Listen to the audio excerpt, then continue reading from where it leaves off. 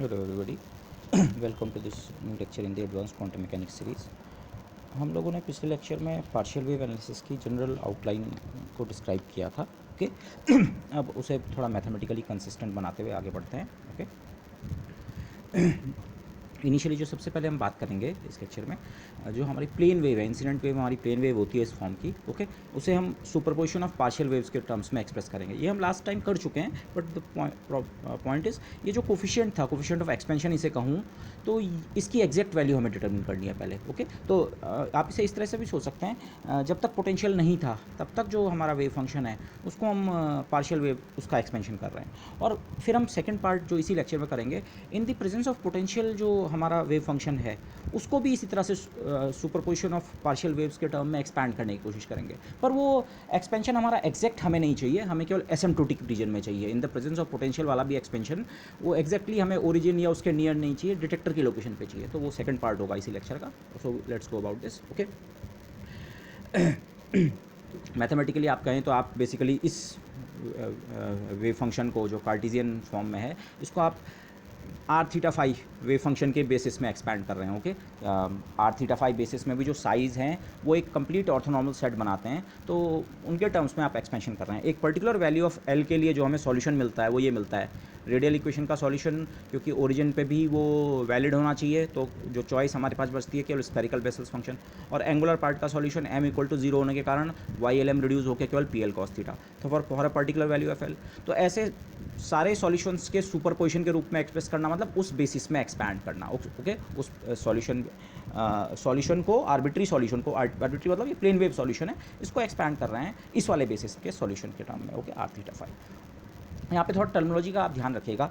ये जैसे यहाँ पे कोफिशिएंट आया एल, मैं इसको कई बार एक्सपेंशन कोफिशिएंट भी कह सकता हूँ, कोफिशिएंट भी कह सकता हूँ, या एम्पलीट्यूड भी कह सकता हूँ। तो एम्पलीट्यूड इस सेंस में ये इस, अगर आप इसे अपना फंक्शन समझ रहे हैं तो ये उसका करस्पॉन्डिंग एम्पलीट्यूड है। ओके तो टर्मिनोलॉजी वो हो सकती है। खासकर एम्पलीट्यूड शब्द जो है, एम्पलीट्यूड के अलग अलग पॉइंट पे अलग अलग मीनिंग हो सकता है। ओके जैसे बाद में हमारे लिए स्कैटरिंग एम्पलीट्यूड वो आता है, तो be a bit careful, context से समझने की कोशिश कीजिए मैं किस चीज़ को रेफर कर रहा हूँ। ओके अदरवाइज कोफिशिएंट, एम्पलीट्यूड ये टर्म्स में सिनोनिमसली यूज़ कर सकता हूँ इन चीज़ों के लिए। ओके तो अब पहला टास्क जो है, जो हमने ये पिछले लेक्चर में भी स्टैब्लिश किया था, हाँ ये कनेक्शन तो होना चाहिए इनके बीच। ओके बेसिकली ये कनेक्शन है, जो इंसिडेंट वेव फंक्शन है उसका एक बेसिस में रिप्रेजेंटेशन और उसी का दूसरे बेसिस में रिप्रेजेंटेशन, तो दोनों में जो कनेक्शन है वही है। बट अब ए एल की वैल्यू हमें एग्जैक्टली फिक्स करनी है। मैं आपको यहाँ पे दो मेथड इसके दूंगा।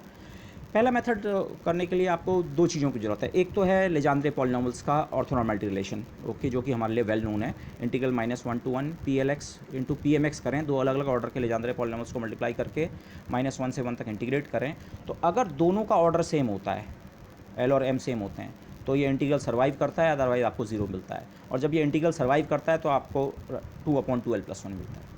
This is well known. लेकिन इसके अलावा आपको यहाँ ये जो स्फेरिकल बेसल्स फंक्शन आ रहे हैं इसके लिए भी एक रिलेशन आपको चाहिए। Okay in fact spherical Bessel's function जो हैं उनका उसी ऑर्डर के लेजेंड्रे पॉलिनॉमियल से एक रिलेशन होता है। ओके वो इस फॉर्म का है, 1/2 i to power l integral -1 to 1 e to the power i rho x p l x dx। Okay basically if I can say it like that, ये वैसे इंटीग्रेशन 0 to इन्फिनिटी या -∞ to infinity नहीं है, लेकिन ये Fourier transform वाला जो term होता है लगभग उस तरह का एक टर्म आ रहा है। ओके पी एल एक्स का, तो फूरियर ट्रांसफॉर्म तो नहीं कहना चाहिए, that would be totally wrong, लेकिन याद रखने के लिए याद से मैं कह रहा हूँ। ओके अब ये कनेक्शन हमने पीछे कहीं इस्टेब्लिश नहीं किया प्रॉपर्टीज़ में, ठीक है, इसे हम कर सकते थे जब हमने प्रीवियस क्लासेज में इसको स्टडी किया था, बट से if you know this relation, okay तो फिर ये ए एल की वैल्यू डिटरमिन करना is very very easy. Okay और फिर अगर आपको ये नहीं पता है तो ऑल्टरनेटिव मेथड भी हम देख सकते हैं। ओके ये जो हमारा एक्सप्रेशन है मैं इसे रीराइट करता हूँ। मैंने यहाँ पे एक सब्स्टिट्यूशन किया, ओके, और ये सब्स्टिट्यूशन हमारे आगे भी चलता रहेगा। के इंटू आर को मैं रो सब्स्टिट्यूट करूँगा। ओके और z बराबर स्फेरिकल पोलर में होता है आर कॉस थीटा, तो ये जो एक्सपोनेंट है e पर iota k are cos theta है ये। ओके के टाइम्स z हो गया के आर कॉस थीटा, और उसमें के आर टर्म को मैं रो लिख सकता हूँ, तो लेफ्ट हैंड साइड को हम ऐसे भी लिख सकते हैं दिस। ओके एक्स मैंने सब्स्टिट्यूट किया कॉस थीटा को, again x is cos theta, x distance variable नहीं है, एक्स सिंपली कॉस थीटा है। डिस्टेंस वेरिएबल बेसिकली यहाँ पे रो है। ओके आर लार्ज होगा तो रो भी लार्ज होगा, आर स्मॉल होगा रो भी स्मॉल होगा, r equal to 0 origin, rho equal to 0। Okay तो डिस्टेंस वेरिएबल रो है, एक्स केवल कॉस थीटा, मैग्नीट्यूड 1 और -1 से ज़्यादा नहीं होगा। ओके तो ये एक्सप्रेशन हमारा ऐसा बन गया, summation l a l j l function of rho P l function of x. Okay अब अगर आप तो इक्वेशन को दोनों साइड पी एम एक्स से मल्टीप्लाई करके -1 से 1 तक इंटीग्रेट कर दें। ओके, तो लेफ्ट हैंड साइड में ये एक्सप्रेशन, और राइट हैंड साइड में क्योंकि एक समेशन सीरीज़ है तो समेशन सीरीज़ को किसी चीज़ से मल्टीप्लाई करके इंटीग्रेट कर रहे हैं, तो आप टर्म बाय टर्म पहले इंटीग्रेशन कर लीजिए और फिर समेशन कर लीजिए। और उन टर्म बाय टर्म जो एक इंटीग्रेशन है उसमें ये टर्म्स कांस्टेंट का रोल है इनका, ये एक्स डिपेंडेंट नहीं है, इंटीग्रेशन आपका एक्स के ऊपर है, तो लास्ट में केवल एक्स डिपेंडेंट पार्ट्स का इंटीग्रेशन होगा। पी एल एक्स पहले से है, आपने पी एम एक्स से मल्टीप्लाई किया और -1 से 1 तक इंटीग्रेट किया है, और ऐसा ही है। और राइट हैंड साइड में अगर आप ऑर्थोनॉर्मलिटी रिलेशन यूज़ करें लेजेंड्रे पॉलिनॉमियल्स का, तो ये term simply inside the summation sign 2/2l+1 delta l m. और लेफ्ट हैंड साइड में आप इस रिलेशन को यूज़ करें। Okay, e to power iota rho x P l x का integral, e to power iota rho x P m x का integral -1 to 1, इस टर्म को क्रॉस मल्टीप्लाई करें तो l है तो यहाँ जे एल और आईटा पावर l आता है, पी एम है तो जे एम और 2 आईटा पावर m का फैक्टर आएगा, जिसे मैंने यहाँ सब्स्टिट्यूट किया है। ओके, इसीलिए मैंने दो रिलेशन पहले लिख दिए थे आपको। Orthonormality relation for Legendre polynomials हमने राइट हैंड साइड में यूज़ किया, और जो relation between Legendre and spherical Bessel's function है उसको लेफ्ट हैंड साइड में यूज़ किया। ओके, राइट हैंड साइड में अब आप क्रोनेकर डेल्टा को यूज़ करें तो वो इस समेशन को ख़त्म कर देगा और एल इंडेक्स आपका रिप्लेस हो जाएगा एम से। सो A M J M row 2/2m+1 और लेफ्ट हैंड साइड में तो कैंसिलिंग दोज पार्ट्स। अब आप देख रहे हैं ये जे एम आपका दोनों तरफ आकर हो रहा है। ओके, यहाँ तो ये पहले से था और ऑर्थोनॉर्मलिटी ने इसे एल इंडेक्स को इसके एम में कन्वर्ट कर दिया, और राइट हैंड साइड में इस रिलेशन को हमने एक्चुअली यूज़ किया। Okay, so this cancels out और सिंपली आपको ए एम जो कोफिशिएंट है उसकी वैल्यू मिल गई 2m+1 times iota to the m. Okay, और हम क्योंकि अपने कोफिशिएंट को एल के फॉर्म में एक्सप्रेस कर रहे हैं, उसका इंडेक्स एल है, so a l is 2l+1 iota l. Okay, तो अगर आप ये रिलेशंस जानते हैं तो the determination of a l is really an easy task. Okay, this तो फाइनल एक्सप्रेशन जो हमारा है, जो अब हम बार बार आगे इसको यूज़ करते रहेंगे, ओके, वो ये है, जो इंसिडेंट प्लेन वेव है उसको अगर स्फेरिकल पोलर बेसिस में एक्सपैंड करें या पार्शियल वेव्स के टर्म्स में अगर उसको एक्सपैंड करें तो वो एग्जैक्ट एक्सप्रेशन ये अभी एग्जैक्ट एक्सप्रेशन आ रही है, ए एल की value 2l+1 iota to the power l. जो एक्सपेंशन कोफिशिएंट्स हैं उनकी वैल्यू हमने डिटरमिन कर दी है। Okay, infinite number of components हैं। ओके, इनमें से हर एक कंपोनेंट को हम एक पार्शियल वेव कहेंगे। एक पार्शियल वेव l=0 वाली एक पार्शियल वेव है, l=1 वाली दूसरी पार्शियल वेव, l=3 वाली तीसरी पार्शियल वेव। तो ऐसी सारी पार्शियल वेव्स को कंबाइन करें, चाहे तो वेव आप इसे समझें तो ये उस वेव का कोफिशिएंट या एम्पलीट्यूड है, लेकिन इस तरह से इनको कंबाइन करें तो आपकी ये प्लेन वेव कंस्ट्रक्ट हो जाती है। ओके, अच्छा, लेकिन अब इसका मैं दूसरा जो अल्टरनेटिव मेथड है, if you don't know this, okay, तो उस मेथड को अगर देखें वो भी ज़्यादा टफ नहीं है। ओके, वो सिंपल प्रॉपर्टीज़ पे वो है। अगेन आप यहाँ तक तो ऐसे ही आगे बढ़ें, इक्वेशन को दोनों साइड पी एम एक्स से मल्टीप्लाई किया और इंटीग्रेशन कर दिया -1 से 1 तक। अब राइट हैंड साइड में तो आप ऑर्थोनॉर्मलिटी रिलेशन अप्लाई कर दीजिए जिस तरह से आपने किया, लेकिन लेफ्ट हैंड साइड में आप क्या कीजिए, इसको इंटीग्रेट बाय पार्ट्स कीजिए। ओके, और पी एम एक्स को फर्स्ट फंक्शन समझिए और e to power iota rho x को सेकंड फंक्शन, क्योंकि पी एम एक्स का इंटीग्रल आपको तब तक नहीं पता होगा जब तक आपको m नहीं पता कौन से ऑर्डर वाला लेजेंड्रे पॉलिनॉमियल है। तो ओके, तो पी एम एक्स को फर्स्ट फंक्शन और e to power iota rho x को सेकंड फंक्शन।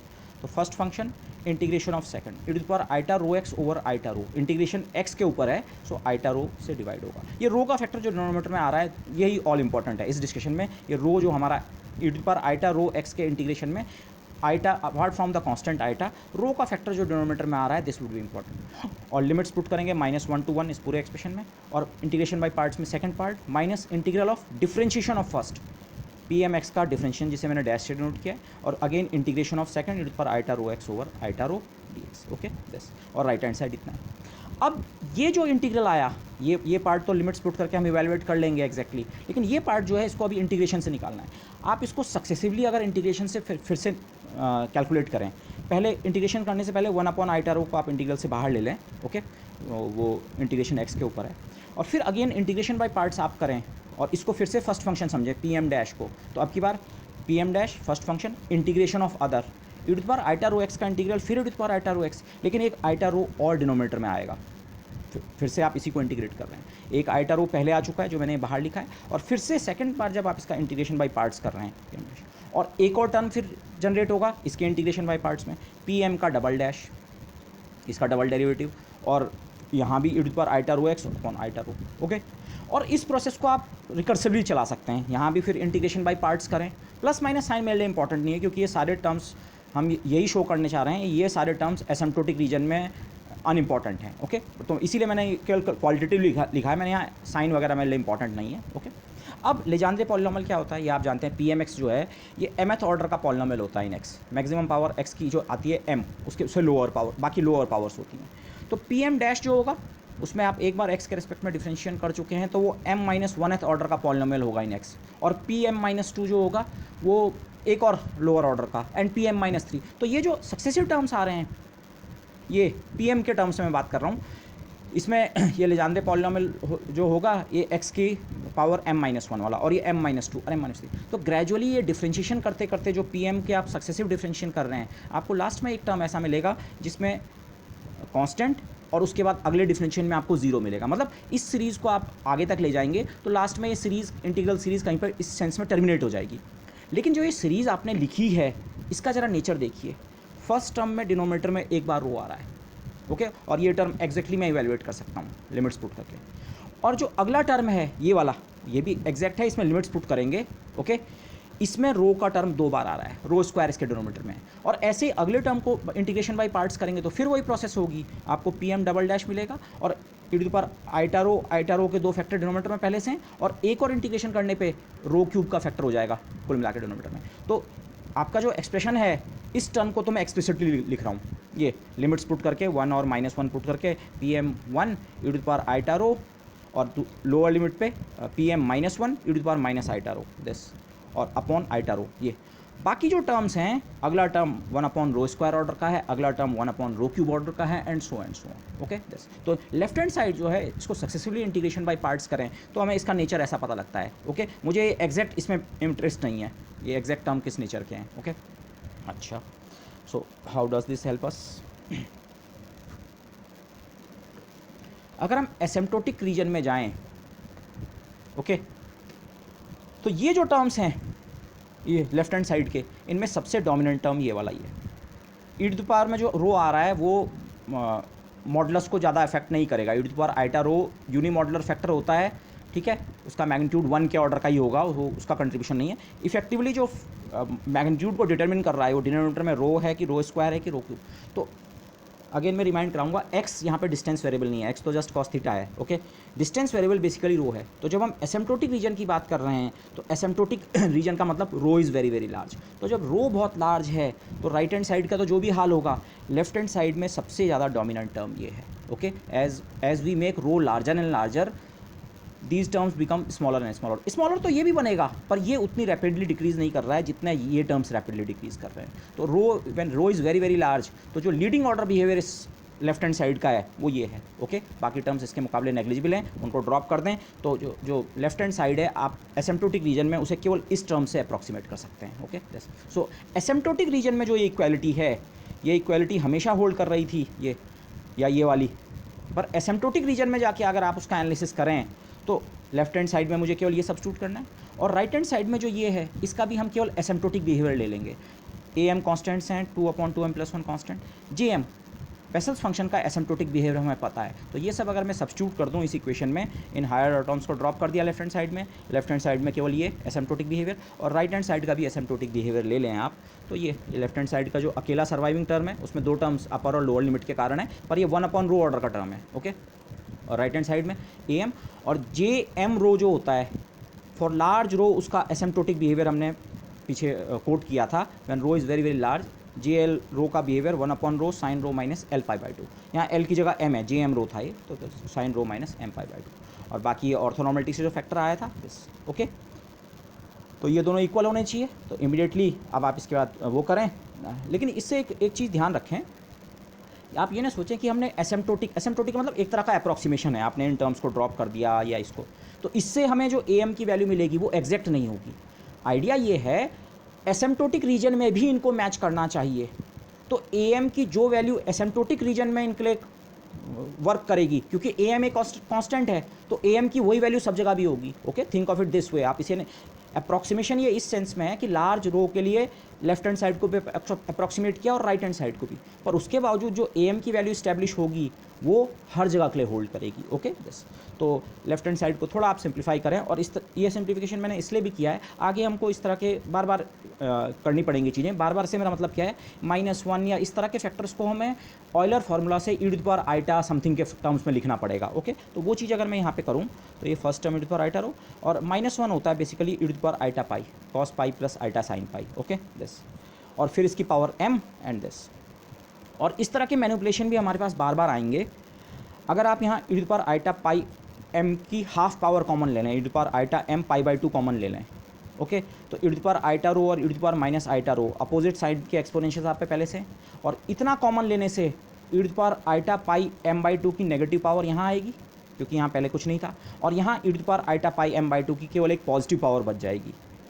ओके, तो ये e to the power iota theta minus e to the power minus iota theta form में construct कर दिया। Deliberately मैंने एक कॉमन लेके इसे ऐसा कर दिया है। ओके, और आइटा डिनोमिनेटर में एक पहले से था, एक 2 से मल्टीप्लाई और डिवाइड करें तो ये साइन थीटा का फॉर्मूला कन्वर्ट हो जाता है। Okay, so e to the power iota pi m/2 iota pi to the power m upon rho sine rho minus m pi into 2। Okay, और राइट हैंड साइड में ये है, अब मैंने राइट हैंड साइड की वैल्यू यहीं पे लिख दी इसके साथ ये।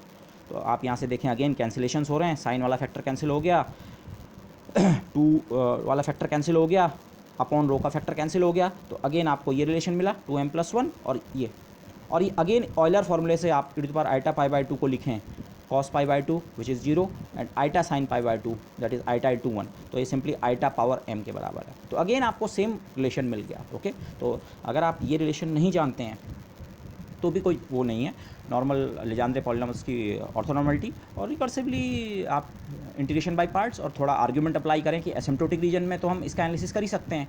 ओके, तो फिर आप am को डिटरमिन कर सकते हैं। इनफैक्ट आप इसको ऐसा सोच सकते हैं, am की ये वैल्यू डिटरमिन करके ओके आप लेजेंड्रे पॉलिनॉमियल और उसके बीच का आप कनेक्शन इस्टेब्लिश कर रहे हैं। थिंक ऑफ इट दिस वे, आप इसके बाद am की वैल्यू को आप इस एक्सप्रेशन में सब्स्टिट्यूट कीजिए यहाँ, ओके यहाँ, और फिर लेजेंड्रे पॉलिनॉमियल्स की ऑर्थोनॉर्मलिटी का एक्सप्रेशन अप्लाई कीजिए तो आपको JL का एक्सप्रेशन मिल जाएगा। ओके, राइट हैंड साइड में ये आप इस्टेब्लिश कर सकते हैं। Okay, think of it this way, but इधर वे हमने जो एग्जैक्ट एक्सप्रेशन है, जो हमारा इंसिडेंट वेव फंक्शन है as sum of partial waves, वो हमें ऑब्टेन हो गया। ओके दिस लेकिन अब जो नेक्स्ट स्टेप पे हम करने वाले हैं, हमें क्योंकि बार बार हमको एसिम्प्टोटिक बिहेवियर की ज़रूरत है केवल, ओके एग्जैक्ट बिहेवियर नहीं, जो हमारा टोटल वेव फंक्शन है जिसमें स्कैटर्ड वाला हमारा स्कैटरिंग एम्पलीट्यूड शामिल है, वो हमें केवल एसिम्प्टोटिक रीजन में चाहिए। तो ये वाला भी बेसिकली हमें प्लेन वेव सॉल्यूशन की ज़रूरत भी हमें एसिम्प्टोटिक रीजन में पड़ेगी। तो ये जो एग्जैक्ट एक्सप्रेशन है plane wave equal to exact expression summation L partial waves, ये वाला, ये जो मैंने यहाँ पे ये किया था, ये एग्जैक्ट एक्सप्रेशन है। लेकिन अब इसका एनालिसिस करते हैं, इसको देखते हैं ये एसिम्प्टोटिक रीजन में कैसा नज़र आता है। एसिम्प्टोटिक रीजन मतलब रो या R इज़ वेरी लार्ज, रो या R लार्ज होने से इन फैक्टर्स पे कोई फ़र्क नहीं पड़ेगा, फ़र्क पड़ेगा इस पर। मतलब एसिम्प्टोटिक फॉर्म बेसिकली हमें इसकी लेनी है, JL के R की, JL रो या JL के R की। ओके, तो एसिम्प्टोटिक रीजन में जो हमें मिलने वाला है, ओके इसको तब देखते हैं क्या मिलने वाला है। e to the power iota KZ ये एग्जैक्ट एक्सप्रेशन है, मैंने फिर से कोट किया है। अब ये एरो मैं आगे अब रेगुलरली यूज़ करूँगा।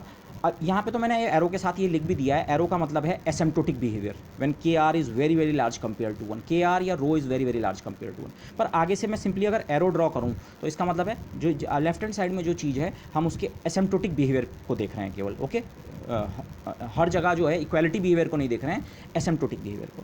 तो एसिम्प्टोटिक रीजन में ये फैक्टर्स तो ऐसी, और JL रो जो होता है 1 upon rho sine rho minus L पाई/2। Again ये एक्सप्रेशन हम बार बार यूज़ करेंगे, एसिम्प्टोटिक बिहेवियर जो JL का और बाद में NL का भी। ओके दिस, तो एसिम्प्टोटिक रीजन में ये इक्वेशन ऐसी है।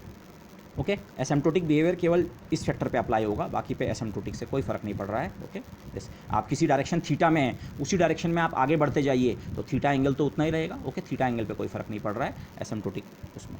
अच्छा, अब यहाँ पे थोड़ा एक मैनिपुलेशन आती है। अगेन इस तरह की मैनिपुलेशन आगे की कैलकुलेशंस में बेसिकली यही मैनिपुलेशंस हमें बार बार करनी है, अदरवाइज़ वो कैलकुलेशन में कोई भी एसेंस नहीं है। Okay, nothing tough for an MSc student. तो ये 2L+1 आइटा L KR का फैक्टर मैंने यहाँ लिख दिया, और साइन KR को अगेन आप e to the power iota theta minus e to the power minus iota theta upon 2i में ब्रेक कीजिए, ये sine KR minus L pi को। Okay, into PL cos theta. ये हम इसलिए कर रहे हैं क्योंकि अब आप देखिए, एक e to the power iota KR मिल रहा है, उसके अलावा बाकी फैक्टर्स भी हैं, और एक e to the power minus iota KR। आप जानते हैं e to the power iota k r outgoing spherical wave और e to the power minus iota k r incoming spherical wave. ये जो हम मैथमेटिक्स कर रहे हैं, ये जो हमारी प्लेन वेव है जिसको एग्जैक्टली हम पार्शियल वेव्स के टर्म में तो ब्रेक कर चुके थे उस कंपोनेंट फॉर्म में, उसका एक्सप्रेशन, लेकिन एसिम्प्टोटिक रीजन में अगर उस एक्सप्रेशन को एनालाइज करें तो उसको देखने का एक दूसरा व्यू पॉइंट भी हमें मिलता है। ओके, उसको आप ऐसे भी समझ सकते हैं कि उसमें इनकमिंग वेव्स भी हैं स्फेरिकल वाली और इनकमिंग ये वाली हैं और आउटगोइंग स्फेरिकल वेव्स भी है। तो उसी प्लेन वेव को आप इनकमिंग और आउटगोइंग स्फेरिकल वेव्स का सुपरपोजिशन भी समझ सकते हैं, लेकिन केवल एसिम्प्टोटिक रीजन में। ओके, तो इसको थोड़ा रीअरेंज किया, जैस 2 आइटा का फैक्टर भी मैंने ले लिया, ये एक्सपोनेंशियल्स को दोनों को अलग अलग करके यहाँ भी लिख दिया, यहाँ भी लिख दिया। ओके दिस, और मैंने जानबूझ के यहाँ आइटा और ये फैक्टर्स में कुछ कैंसिल कर सकता था, मैं डेलिबरेटली उन्हें कैंसिल नहीं कर रहा हूँ। कैंसिलेशन करेंगे हम लास्ट स्टेज में करेंगे, अदरवाइज इस आइटा से मैं एक पावर कैंसिल कर सकता था एंड सो ऑन। ओके, और e to the power minus iota l pi by 2, again e to the power minus iota pi by 2 to the power l है, और e to the power minus iota pi by 2 होता है minus iota. Okay, minus iota power l, और ये वाला factor similarly iota to the power l. Okay, again मैं इसको इससे मल्टीप्लाई करके चाहे तो इनको कैंसिल कर सकता हूँ और इसको मल्टीप्लाई करके -1 टू द पावर एल बना सकता हूँ, बट वो नहीं किया मैंने, डेलिबरेटली से इसी फॉर्म में छोड़ा है। ओके, लेकिन पॉइंट जो यहाँ पे आ रहा है, और ये आर का फैक्टर भी मैं अंदर ले गया। ओके, क्योंकि आप जानते हैं कि स्ट्रिंग एनालिसिस में हम कहते हैं हाँ ठीक है, वहाँ पे हमारी केवल अभी तक आउटगोइंग स्फेरिकल वेव की बात आई है, बट ये सिमिलरली ये इनकमिंग स्फेरिकल वेव है, और ये आर का फैक्टर ये इंश्योर करता है कि आपके इन वेव्स, ये जिस भी सिनेरियो में ये वेव्स आ रही हैं उनमें फ्लक्स का कंजर्वेशन होगा। ओके, तो मैथमेटिकली जो हमने यहाँ पे एक स्टेप किया है, इसने ये बताया हम प्लेन वेव को मैथमेटिकली ऐसा समझ सकते हैं, वो एक आउटगोइंग स्फेरिकल वेव और एक इनकमिंग स्फेरिकल वेव्स, एक नहीं, आउटगोइंग और इनकमिंग स्फेरिकल वेव्स का सुपरपोजिशन है। सुपरपोजिशन क्यों? समेशन ओवर एल, अलग अलग एल वैल्यू के करस्पॉन्डिंग अलग अलग आउटगोइंग और इनकमिंग स्फेरिकल वेव्स है। अलग अलग का मतलब क्या है? ये वाली ई to the power iota k are वाल अपॉन आर वाली जो वेव है, अगर आप इसे वेव कह रहे हैं तो उसका एम्पलीट्यूड इतना है, तो एल की एक वैल्यू के लिए इतना एम्पलीट्यूड, और फिर एल की दूसरी वैल्यू के लिए दूसरा एम्पलीट्यूड, और एल की तीसरी वैल्यू के लिए तीसरा एम्पलीट्यूड। तो उनको अगर आप अलग अलग वेव्स समझें तो वो अलग अलग स्फेरिकल वेव्स हैं, आउटगोइंग वाली भी और इनकमिंग वाली भी, और उनके एम्पलीट्यूड्स इस प्रकार से गवर्न होते हैं। तो ये यही चीज़ हमने यहाँ पे किया। ओके, ये जो एग्जैक्ट एक्सप्रेशन है एसिम्प्टोटिक रीजन में, इसको इस फॉर्म में लाएं तो हमें पता लगता है, इसी को हम ऐसे भी समझ सकते हैं, हमारी our plane wave is composed of outgoing spherical waves along with incoming spherical waves, और अलग अलग एल वैल्यू के ऊपर उनको सम कर रखा है। ओके, तो ये मैथमेटिकल रिजल्ट इस तरह से जो हमें ऑब्टेन हुआ। सो तो अभी तक आप अगर मतलब हम वेव फ्रंट्स के टर्म में सोचें, ऑप्टिक्स के टर्म में, प्लेन वेव को हम कुछ इस तरह का दिखा रहे थे कि प्लेन वेव फ्रंट ये है, और स्फेरिकल वेव हम ऐसे दिखाते हैं, ये आउटगोइंग है तो ये वेव फ्रंट बाहर को जा रहा है, इनकमिंग है तो अंदर को आ रहा है। पर ये मैथमेटिकल रिजल्ट ये बता रहा है इवन अ प्लेन वेव, जो प्लेन वेव भी हो actually, that is actually a super position of incoming and outgoing spherical waves which respect flux conservation. ये पॉइंट मैंने इसलिए लिखा, ये अपॉन आर का फैक्टर आपका फ्लक्स कंजर्वेशन इंश्योर कर रहा है। ओके, दस with definite values of angular momentum. इसमें एक एक कंपोनेंट को अगर आप लें, विदाउट एल अगर आप ले रहे हैं, तो उस समय जो ये वाली है, आप बोलेंगे एक आउटगोइंग स्फेरिकल वेव है जो कि फ्लक्स कंजर्वेशन को ओबे कर रही है, लेकिन उसका एम्पलीट्यूड इतना है, ये part this into minus iota power. ऐसी इनकमिंग स्फेरिकल वेव जो है for a particular value of l, उसका amplitude this into minus sign into iota power l into P l cos theta, हाँ पी एल कॉस थीटा भी है multiply, इतना amplitude, फिर L की दूसरी वैल्यू के लिए, फिर एल की तीसरी वैल्यू के लिए। तो एल की हर एक वैल्यू के लिए आप सोच सकते हैं इस प्रकार से इनकमिंग और आउटगोइंग स्फेरिकल वेव्स का सुपरपोजिशन से हमारी प्लेन वेव ये बन जा रही है। Okay, even plane wave, even मैंने क्यों लिखा? क्योंकि बाद में हम देखेंगे पोटेंशियल की प्रेजेंस में तो वो प्लेन वेव नहीं रहती है, स्कैटरिंग के बाद तो प्लेन वेव नहीं रहती है, उसको तो हम इस फॉर्म में लिखेंगे ही, वो भी इनकमिंग और आउटगोइंग स्फेरिकल वेव्स के सुपरपोजिशन के टर्म में लिखा जाएगा, लेकिन जो इनिशियल आपकी इंसिडेंट प्लेन वेव है वो भी इस फॉर्म में लिखी जा सकती है। ओके, सो और अगर आप चेक करें for a given value of L, जो कोफिशिएंट या एम्पलीट्यूड जिसे मैं कह रहा हूँ, इस समय कोफिशिएंट या एम्पलीट्यूड का मतलब क्या है? इस फैक्टर के अलावा जितना है, चाहे तो ये सोच लीजिए, या e to the power iota k r को समझिए केवल वेव, अगर आप wave e to the power iota k r को समझ रहे हैं तो इनकमिंग वाली wave e to the power minus iota k r, तो उसके अलावा बाकी जितना फैक्टर इसमें है वो इस वेव का एम्पलीट्यूड है, और जितना फैक्टर यहाँ है वो इसका एम्पलीट्यूड है। ओके, तो इन दोनों वेव्स के जो एम्पलीट्यूड हैं या कोफिशिएंट हैं, उनमें केवल एक फेज फैक्टर का अंतर है। आप देखिए इतना पार्ट कॉमन है, ये पार्ट और पी एल कॉस थीटा तो कॉमन है, अपॉन आर भी दोनों में। डिफरेंस जो है, एक जगह माइनस आइटा पावर एल का फैक्टर है और एक जगह आइटा पावर एल का फैक्टर है। अगर आपसे minus आईटा power L derivative common लेते हैं, इसके साथ के कोफिशिएंट को 1 बनाते हैं, तो यहाँ आईटा पावर एल एक्स्ट्रा मल्टीप्लाई करना पड़ेगा प्लस वाला, तो आईटा पावर 2l बन जाएगा। तो जो इन दोनों में जो डिफरेंस है, एक ये माइनस साइन का डिफरेंस और एक आईटा पावर 2l का डिफरेंस है, फेज़ का डिफरेंस है केवल। ओके दिस, तो अपार्ट फ्रॉम वो मैथमेटिकली जो वो दो तरह के वेव से कंस्ट्रक्ट हुआ है, आउटगोइंग और इनकमिंग वेव से, उन वेव्स के भी जो डिफरेंस है एम्पलीट्यूड में, मॉडुलस वाइज डिफरेंस नहीं है, केवल फेज़ वाइज डिफरेंस है। ओके कितना डिफरेंस है, अगर एक के फेज़ को आप 1 कहें तो दूसरे का फेज़ उसके रेस्पेक्ट में माइनस और फिर iota to the power 2l। Okay this, ये एक्सप्रेशन मैंने अगेन यहाँ पे रिपीट कर दिया है। ये एक्सप्रेशन फिर से ऐसे कैसे लिखा है, मैं इस माइनस आईटा पावर एल को मैंने कॉमन ले लिया दोनों में से, तो माइनस आईटा पावर एल से आईटा पावर एल कंबाइन होकर 1 बना, तो केवल यहाँ ये फैक्टर बचा, आर भी मैंने बाहर ले लिया, ई टू द पावर यहाँ आईटा के आर और यहाँ minus iota to the power 2l e to the power minus iota k r. Okay तो ये चीज़, ये तो फेज़ का डिफरेंस है, इसका फेज़ अगर 1 है तो इसका phase minus iota to the power 2l। Okay बस इसको ये दोनों के इनकमिंग और आउटगोइंग वेव्स के केवल फेज़ में डिफरेंस है। फेज़ में डिफरेंस मतलब उनके एम्पलीट्यूड के मॉडुलस में डिफरेंस नहीं है। इसका मतलब इसके पीछे भी फिजिक्स है। इसको मैंने ग्राफिकली इस तरह से दिखाने की कोशिश की है, ये कोई एक्चुअल पिक्चर नहीं है, ठीक है। कोई पर्टिकुलर एल वेव है किसी पर्टिकुलर डायरेक्शन वाली, आउटगोइंग वाली वो स्फेरिकल वेव मैंने इस एरो से दिखाई, इसका कोई ज़्यादा सेंस नहीं है, लेकिन इनकमिंग वाली स्फेरिकल वेव का नेचर भी वैसा ही है, केवल डिफरेंस किसका है, फेज़ का है। कोई दूसरी वाली वेव एक डिफरेंट टाइप की, डिफरेंट एल वैल्यू की डिफरेंट डायरेक्शन में, वो अलग हो सकता है उसका स्फेरिकल वाली वेव का बिहेवियर इस तरफ को, लेकिन उसी करस्पॉन्डिंग एल और करस्पॉन्डिंग डायरेक्शन से जो इनकमिंग वेव है उसका नेचर भी वैसी है, केवल डिफरेंस किसका है, फेज़ का। क्योंकि आप जानते हैं जो प्रोबेबिलिटी होती है, पार्टिकल्स कितने पार्टिकल बाहर फ्लो हो रहे हैं आउटगोइंग वेव के कारण, या कितने पार्टिकल अंदर की ओर आ रहे हैं इनकमिंग वेव से, वो एम्पलीट्यूड का के मॉड स्क्वायर के बराबर होता है, उस पर डिपेंड करता है, एम्पलीट्यूड के मॉड स्क्वायर पे।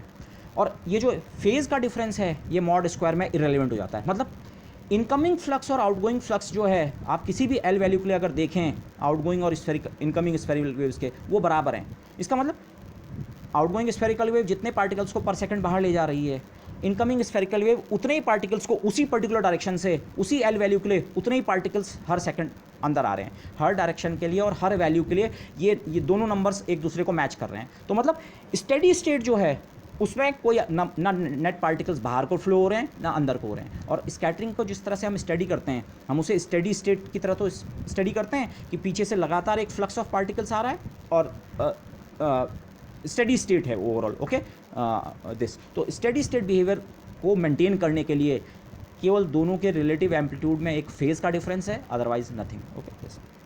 अच्छा, अब ये तो जो हमने बात की इधर दिस और दिस, ओके इसका एग्जैक्ट एक्सप्रेशन या बाद में इसको एसिम्प्टोटिक रेंज में जाके आउटगोइंग और इनकमिंग स्फेरिकल वेव्स में ब्रेक करना, ये हमने इंसिडेंट वेव फंक्शन के लिए किया है। इंसिडेंट वेव फंक्शन मतलब जब तक पोटेंशियल नहीं था, आपने पोटेंशियल सिस्टम में इंट्रोड्यूस ही नहीं किया है, उस समय तक जो हमारा वेव फंक्शन है उसके लिए हमने ये चीज़ की।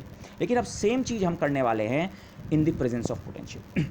बेसिकली पहले पोटेंशियल की प्रेजेंस में स्कैटरिंग सेंटर जो स्फेरिकली सिमेट्रिक पोटेंशियल प्रोवाइड कर रहा है, उसकी प्रेजेंस में जो वेव फंक्शन है उसका सॉल्यूशन लिखेंगे, फॉर्मल सॉल्यूशन। लेकिन फिर अगेन हमें साई को एग्जैक्टली डिटरमिन भी नहीं करना है, हमें तो साई का एसिम्प्टोटिक बिहेवियर चाहिए, क्योंकि हमें जनरल कंसिडरेशन से पता है स्कैटरिंग के कि एसिम्प्टोटिक रीजन में हम डिटेक्टर की लोकेशन पे हम साई को कैसा एक्सपेक्ट करते हैं, तो फिर हमें कंपैरिजन के लिए केवल साई की एसिम्प्टोटिक फॉर्म चाहिए। तो हम एग्जैक्ट सॉल्यूशन में इंटरेस्ट नहीं होगा, केवल उसकी एसिम्प्टोटिक फॉर्म में। इनफैक्ट एग्जैक्ट एक्सप्रेशन तो आप निकाल भी नहीं सकते हैं जब तक आपको पोटेंशियल ना दिया गया हो और आप श्रोडिंगर इक्वेशन को एग्जैक्टली सॉल्व ना कर पा रहे हो। ये this is very much difficult task exactly solve करना। अगर आप एग्जैक्टली जो सॉल्व कर पाए तब तो सारा टास्क ही हो गया। ओके तो लेकिन जब आप प्रॉब्लम सॉल्विंग पे जाएंगे, अभी तो हम केवल थ्योरी उसका फॉर्मुलिज्म डेवलप कर रहे हैं, तो फॉर्मुलिज्म में हम कह रहे हैं हमको साई एग्जैक्टली डिटरमिन करने की जरूरत नहीं है, उसकी एसिम्प्टोटिक फॉर्म से काम चल जाएगा। ओके कैसे काम चल जाएगा आप अभी देखेंगे, लेकिन बाद में जब हम एक्चुअल कंप्यूटेशन करेंगे किसी पोटेंशियल के लिए, तो हो सकता है आपको एग्जैक्टली किसी मेथड से साई को सॉल्व करना ही पड़े। Okay but for the time being हमारा नोशन ये है, हम पोटेंशियल के प्रेजेंस में श्रोडिंगर इक्वेशन को सॉल्व करने वाले हैं, साई को निकालने वाले हैं। साई से मेरा मतलब है साई टोटल, पोटेंशियल की प्रेजेंस में जो वेव फंक्शन है वो टोटल वेव फंक्शन हम उसे कहेंगे। ओके स्कैटरिंग के सेंस में इस टोटल में हमारा इंसिडेंट रेडिएशन भी शामिल होगा, इंसिडेंट वेव भी शामिल होगी और स्कैटर्ड वेव भी शामिल होगी। ओके जस्ट लेकिन हमें केवल इसकी एसिम्प्टोटिक फॉर्म की ज़रूरत है। और इस फॉर्म में हम जो इंपॉर्टेंट नोशन देखेंगे वो ये होगा पोटेंशियल बेसिकली शिफ्ट करता है। अब ये शिफ्ट क्या है, किस चीज़ का शिफ्ट है और क्या है, इसको आगे देखते हैं। ओके, ये मैथमेटिकली सॉल्यूशन हमारा इस प्रकार का होगा। स्फेरिकली सिमेट्रिक पोटेंशियल है और एम की वैल्यू स्टिल ज़ीरो है। स्फेरिकली सिमेट्रिक पोटेंशियल के लिए हम ये आर्ग्यू कर चुके हैं कि LZ की वैल्यू कंजर्व्ड रहेगी और LZ की इनिशियल वैल्यू ज़ीरो है, M क्वांटम नंबर की इनिशियल वैल्यू ज़ीरो है इंसिडेंट पार्टिकल्स के लिए, तो बाद में भी उसकी वैल्यू ज़ीरो ही रहेगी। तो ये जो मैंने सॉल्यूशन लिखा है किसी जनरल स्फेरिकली सिमेट्रिक प्रॉब्लम का सॉल्यूशन हम कैसे लिखते हैं, स्फेरिकल हार्मोनिक्स YLM थीटा वाले फाई वाले पार्ट को रेडियल इक्वेशन के सॉल्यूशन से मल्टीप्लाई करते हैं और ऐसे जितने भी सॉल्यूशंस हैं उनको सुपरपोज कर दें तो हमें मोस्ट जनरल सॉल्यूशन कंस्ट्रक्ट हो सकता है। Okay, solution of superposition of all these possible solutions हमें मोस्ट जनरल सॉल्यूशन दे देगा। Okay, this for a given value of energy, for a given value of energy हम सॉल्यूशन ढूंढ रहे हैं for a given value of के, तो जितने भी सॉल्यूशंस उस एनर्जी के करस्पॉन्डिंग है उन सब का अगर सुपरपोजिशन कर दें तो हमें कंप्लीट सॉल्यूशन मिल सकता है। ओके, इसीलिए मैंने यहाँ पे ये छोड़ा है। देखो सुपरपोजिशन में कर रहा हूँ, स्फेरिकल हार्मोनिक्स वाला पार्ट जो है YLM थीटा फाई वो तो M = 0 होने के कारण केवल PL cos थीटा में रिड्यूस हो गया। रेडियल इक्वेशन का एग्जैक्ट सॉल्यूशन मुझे चाहिए, पहले मैं एग्जैक्ट सॉल्यूशन की बात कर रहा हूँ, लेकिन एग्जैक्ट सॉल्यूशन में हो सकता है L क्वांटम नंबर के अलावा और क्वांटम नंबर्स भी आ जाएँ। आप हाइड्रोजन एटम को सोचिए, स्फेरिकली सिमेट्रिक प्रॉब्लम है, उसमें L क्वांटम नंबर के साथ एक N क्वांटम नंबर भी आता है रेडियल इक्वेशन के सॉल्यूशन में। तो ये जो आपको सुपरपोजिशन करना है अलग अलग सॉल्यूशंस का, ये L की अलग अलग वैल्यूज़ के ऊपर तो सम करना ही है, M के ऊपर तो सम नहीं है, M तो ज़ीरो फिक्स हो गया, लेकिन उसके अलावा बाकी क्वांटम नंबर्स भी हो सकते हैं, N या किसी और केस में कोई और भी अराइज हो सकते हैं, उनके ऊपर सम। इसीलिए मैंने सम क्वांटम नंबर्स कॉमा L और फिर इन अलग अलग सॉल्यूशंस को आप सुपरपोज करेंगे तो करस्पॉन्डिंग क्वांटम नंबर्स, माना N एक क्वांटम नंबर है जो और ओरिजिनेट हो रहा है L के अलावा, तो रेडियल फंक्शन N और L दोनों पे डिपेंड करेगा और तब ये जो कोफिशिएंट है N और L दोनों पे डिपेंड करेगा कौन से N और कौन से L वाले को सुपरपोज कर रहे हो। ओके, तो दिस, लेकिन अब आता है इंपॉर्टेंट पॉइंट, हमें इस एग्जैक्ट से रियली कोई मतलब नहीं है, हमें तो केवल इसका एसिम्प्टोटिक बिहेवियर चाहिए। ये तो डिटरमिन करने के लिए तो आपको श्रोडिंगर इक्वेशन सॉल्व करनी पड़ेगी, लेकिन एसिम्प्टोटिकली एनालिसिस हम बिना पोटेंशियल को एग्जैक्टली जाने भी कर सकते हैं। कैसे? साइड टोटल का एसिम्प्टोटिक बिहेवियर, अब मैंने इक्वालिटी को हटा के एरो ले आया, summation over L, asymptotic region में जो ये R का एग्जैक्ट सॉल्यूशन के बजाय उसका एसिम्प्टोटिक सॉल्यूशन, अब ये केवल L क्वांटम नंबर पर डिपेंड करेगा। क्यों, ये मैं अभी जस्टिफाई करता हूँ, बाकी क्वांटम नंबर्स ओरिजिनेट नहीं होंगे। ओके, समेशन L और फिर ये कोफिशिएंट जो है इसका नाम मैंने C के बजाय B रख दिया, अब B अब केवल किस पे डिपेंड कर रहा है, L पे, बाकी क्वांटम नंबर ओरिजिनेट नहीं हो रहे हैं। ओरिजिनेट कैसे नहीं हो रहे, उसको पहले उसको समझ लेते हैं, इसकी बात तब करते हैं।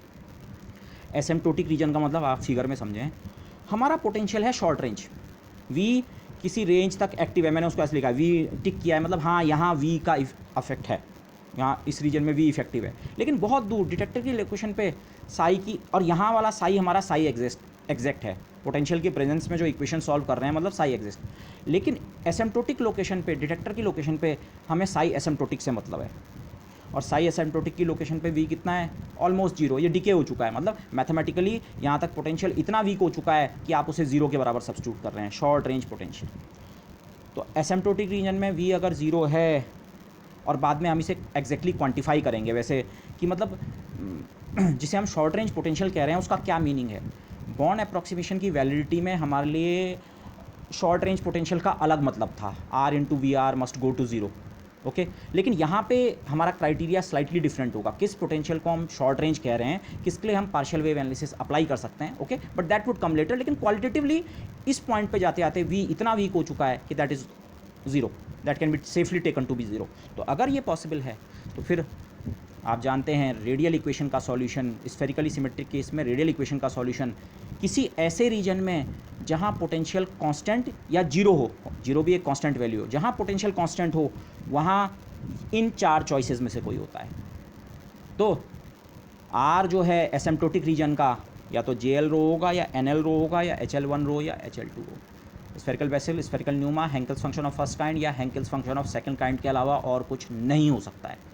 तो इसीलिए मैंने कहा R एग्जैक्ट निकालने के लिए तो मेहनत करनी पड़ेगी, आपको एग्जैक्ट पोटेंशियल कैसा है वो पता होना चाहिए, पर जो एसिम्प्टोटिक वाला है इस रीजन में जाते जाते ये जो भी एग्जैक्ट सॉल्यूशन रहा होगा वो या तो इसमें या इसमें या इसमें या इसमें या इनके कॉम्बिनेशन में रिड्यूस हो जाएगा। इसके अलावा और चॉइसेस नहीं है एसिम्प्टोटिक रीजन में। ओके, तो इसीलिए, और तो आप देख रहे हैं इनके साथ केवल एल क्वांटम नंबर आ रहा है, इसीलिए मैंने ये लिखा था। अब आर जो है वो केवल एल पे डिपेंड करेगा, तो ओवरऑल जो क्वांटम नंबर आ रहा है इस पिक्चर में केवल एल आ रहा है। ओके, तो ये मैंने समझाने के लिए किया था। आप सीधे इस यहाँ से स्टार्ट कर सकते थे कि एसिम्प्टोटिक रीजन में जो सॉल्यूशन है रेडियल इक्वेशन का वो केवल इनमें से कोई होता है, तो जो कंप्लीट सॉल्यूशन है इस प्रकार के सारे सॉल्यूशंस का सुपरपोजिशन वो ऐसे होगा। एसिम्प्टोटिक रीजन का हमारा सॉल्यूशन ये रहा। ओके, इसमें मुझे केवल ये बात पता होनी ज़रूरी थी कि हमारा पोटेंशियल शॉर्ट रेंज है।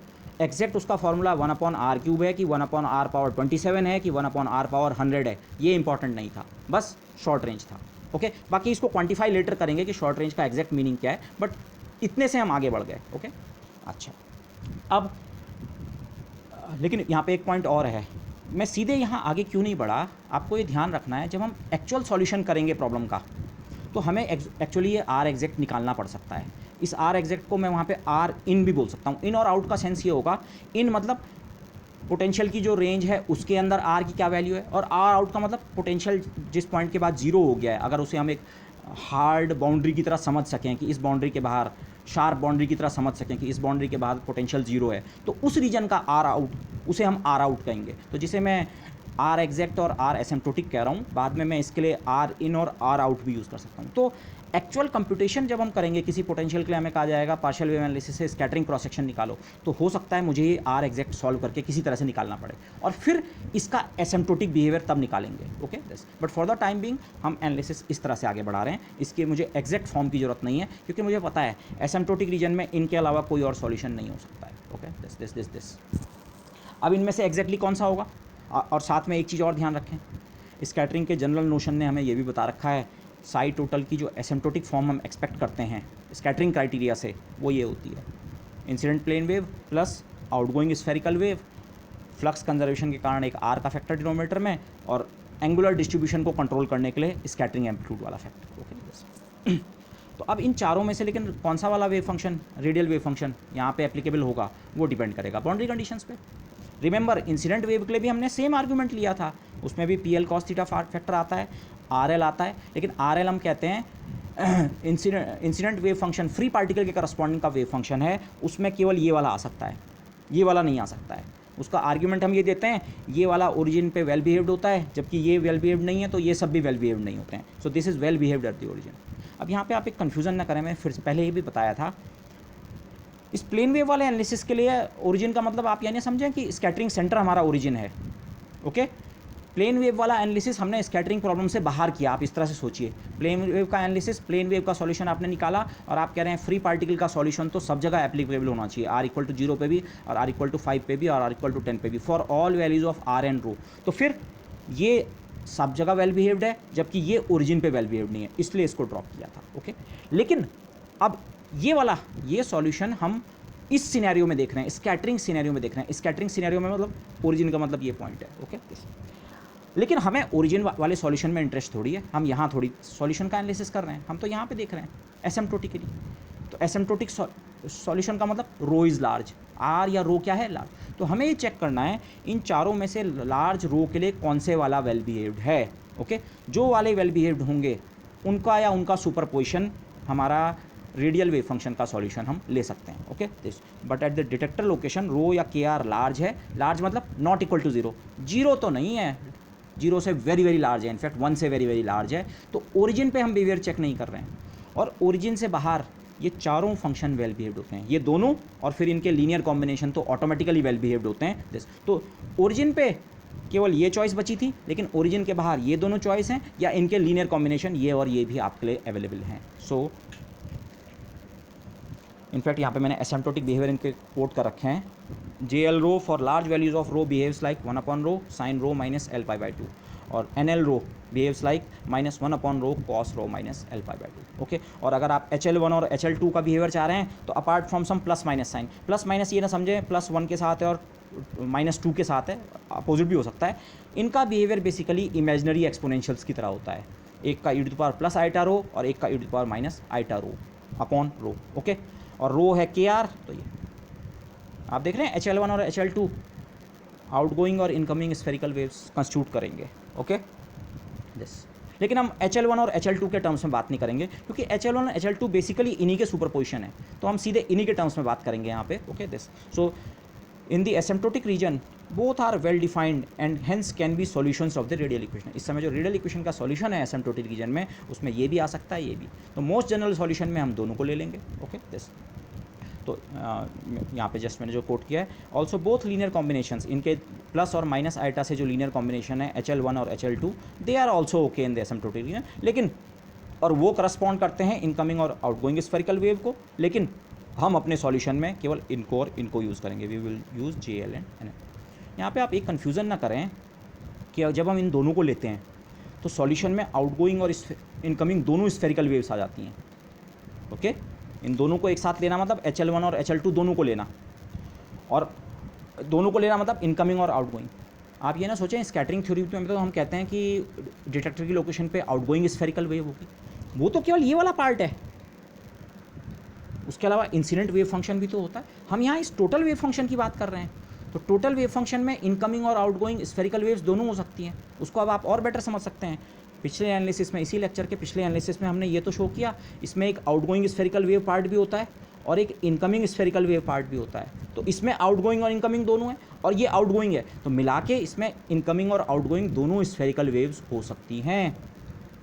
ओके, डिफरेंस क्या है, यहाँ इन दोनों के एम्पलीट्यूड बराबर थे, apart from a phase factor इनका एम्पलीट्यूड का मॉडुलस बराबर था, जो ये वाला पार्ट है। लेकिन अब इतना आउटगोइंग स्फेरिकल वेव में थोड़ा कुछ और ऐड हो गया, F/R का फैक्टर और ऐड हुआ है, तो अब यहाँ वो शायद इक्वालिटी ना रहे एम्पलीट्यूड्स के लेवल पे। ओके दिस, तो लेकिन इसमें भी दोनों तरह की वेव्स हो सकती हैं। ओके, तो मैथमेटिक्स भी हमें यही शो कर रही है कि हाँ भाई, इस रीजन में रेडियल सॉल्यूशन में आप इसको दोनों को ले सकते हैं। तो मैथमेटिक्स जब दोनों को परमिट कर रही है, तो जो मोस्ट जनरल मेरा सॉल्यूशन है एसिम्प्टोटिक रीजन में, when KR is very very large, वो होगा, मैंने इस एक्सप्रेशन में RL को जो लिया है उसमें JL भी ले लिया और NL भी ले लिया। ओके, तो इनफैक्ट अब ये जो टर्म है अकेला, समीशन तो बाद में करेंगे, अकेला ये जो टर्म है सम कोफिशिएंट इनटू RL, ये दो टर्म्स में आ गया, some coefficient into JL plus some coefficient into NL। Okay, so एक कोफिशिएंट को मैंने BL लिखा, दूसरे को CL। Okay, again some constant.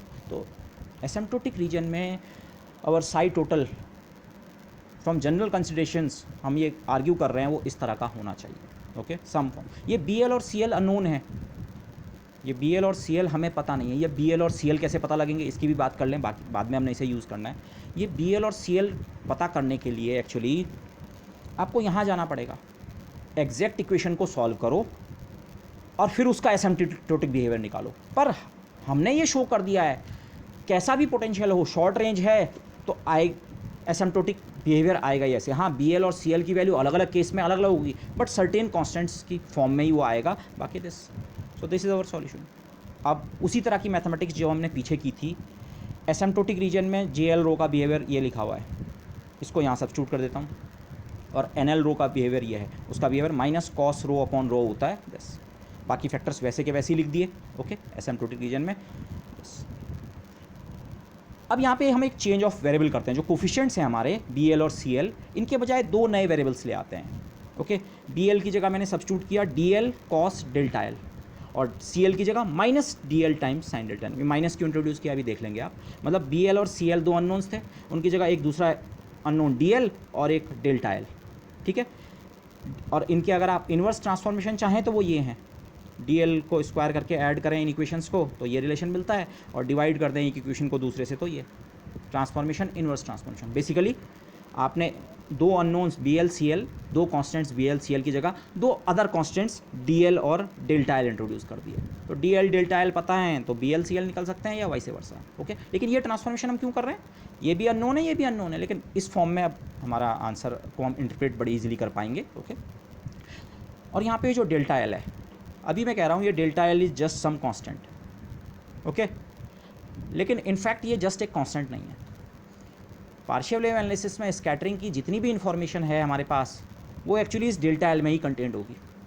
सारा स्कैटरिंग का जो एनालिसिस हम जब करेंगे कंप्यूटेशन करने पे जब जाएंगे कि पार्शियल वेव एनालिसिस में हम स्कैटरिंग क्रॉस सेक्शन निकालना चाहते हैं, तो हमारा एम ये डेल्टा एल कंप्यूट करना होगा। अलग अलग एल वैल्यू के लिए ये कांस्टेंट जिसे हम कह रहे हैं ये कितना है, डेल्टा 0 कितना है, डेल्टा 1 कितना है, डेल्टा 2 कितना है, डेल्टा 3 एंड सो ऑन।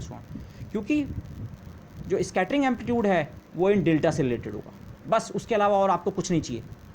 और डेल्टा आपके निकल गए तो आपने स्कैटरिंग की प्रॉब्लम को इसेंशियली सॉल्व कर दिया है। तो अभी के लिए तो ये हमारे लिए कांस्टेंट है, लेकिन वो हम नेक्स्ट लेक्चर में इस्टेब्लिश करेंगे कि स्कैटरिंग एम्पलीट्यूड जो है, और फिर इसलिए डिफरेंशियल और टोटल स्कैटरिंग क्रॉस सेक्शन भी केवल इन डेल्टा एल्स पे डिपेंड करते हैं। मैं डेल्टा एल्स कह रहा हूँ, एक डेल्टा एल नहीं है, बहुत सारे हैं, डेल्टा 0 है, डेल्टा 1 है, डेल्टा 2 है, बट अभी के लिए मैथमेटिकली हाँ एक कांस्टेंट है, बस जस्ट अ कांस्टेंट। लेकिन ये सब्स्टिट्यूशन किया क्यों?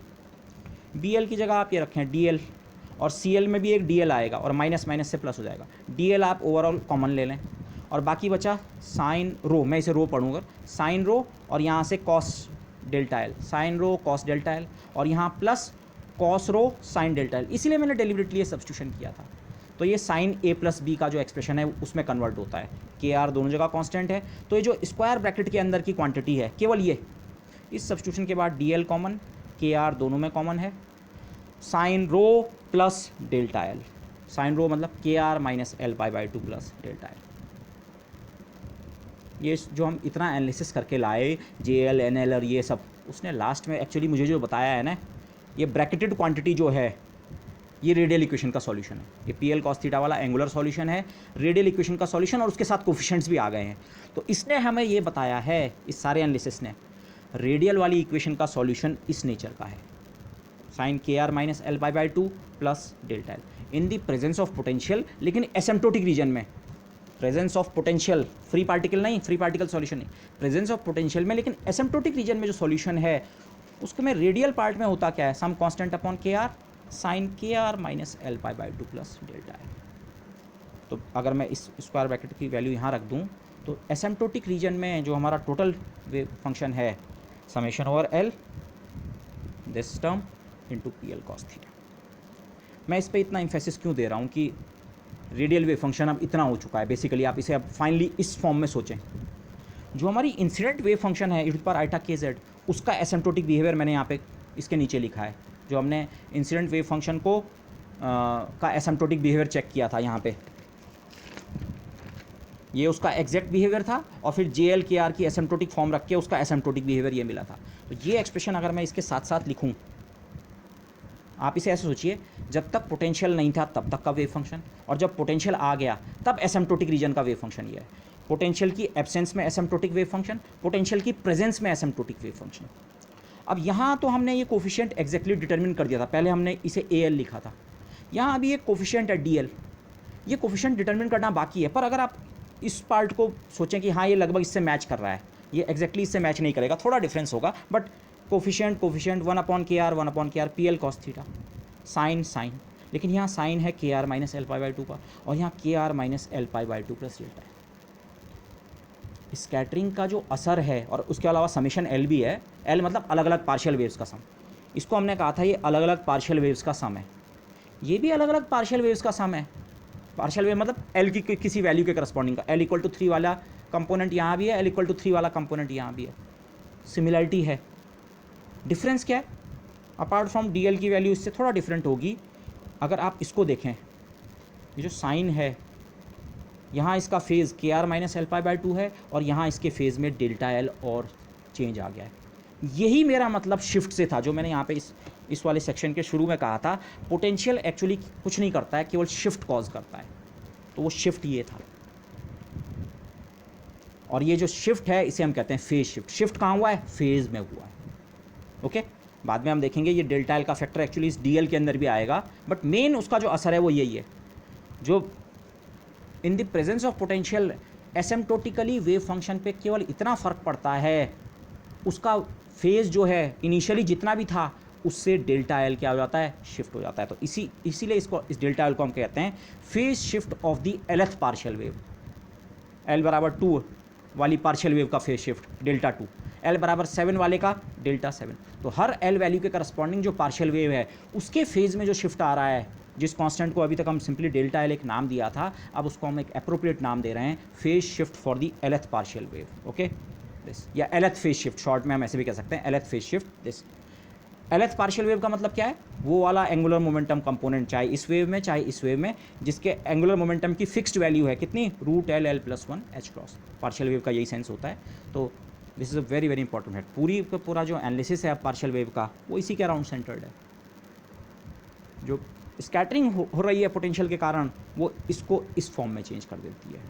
ओके, फेज़ में अगर आप देखें इनिशियल फेज़ में डेल्टा एल का चेंज और आ गया। Okay, so apart from amplitude में भी थोड़ा अंतर आएगा। ये डी एल की वैल्यू में भी ये फैक्टर भी होगा पर इसके अलावा थोड़ा सी फैक्टर और होगा, but overall apart from the amplitude the effect of the potential एसिम्प्टोटिकली, और ये बिहेवियर दोनों एसिम्प्टोटिकली हैं। जो एसिम्प्टोटिकली जो पोटेंशियल का असर है is to change the phase of the Lth partial wave, और Lth पार्शियल वेव में भी वो चेंज को कहाँ करता है, एक्चुअली उसके रेडियल पार्ट में करता है। यहाँ कुछ चेंज नहीं हो रहा है, यहाँ कुछ चेंज नहीं हो रहा है। ये साइन जो है JL_KR से आया ये वाला, और ये वाला JL_KR + NL_KR से आया।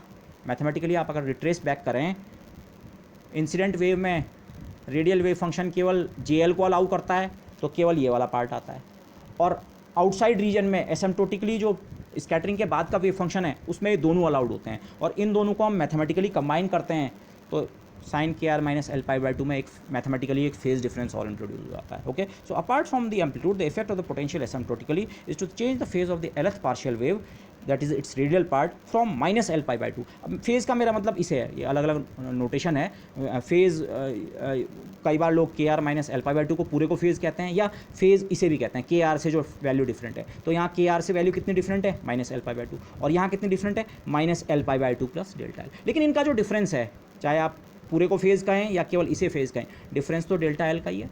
ये है phase shift. Okay, so the effect of the potential is to change the phase from -Lπ/2 to -Lπ/2 + delta L। Okay, यहाँ पे फेज फाई अगर मैं फेज कह रहा हूँ, फेज किस पार्ट को कह रहा हूँ, जो KR के अलावा एक्स्ट्रा पार्ट है, KR के अलावा एक्स्ट्रा पार्ट फेज है। तो यहाँ फेज -Lπ/2 है इस वेव का, इस वेव का फेज -Lπ/2 + डेल्टा L। और वेव से मतलब बेसिकली क्या है, रेडियल पार्ट का जो फेज है वो चेंज हो रहा है, कितना, डेल्टा L।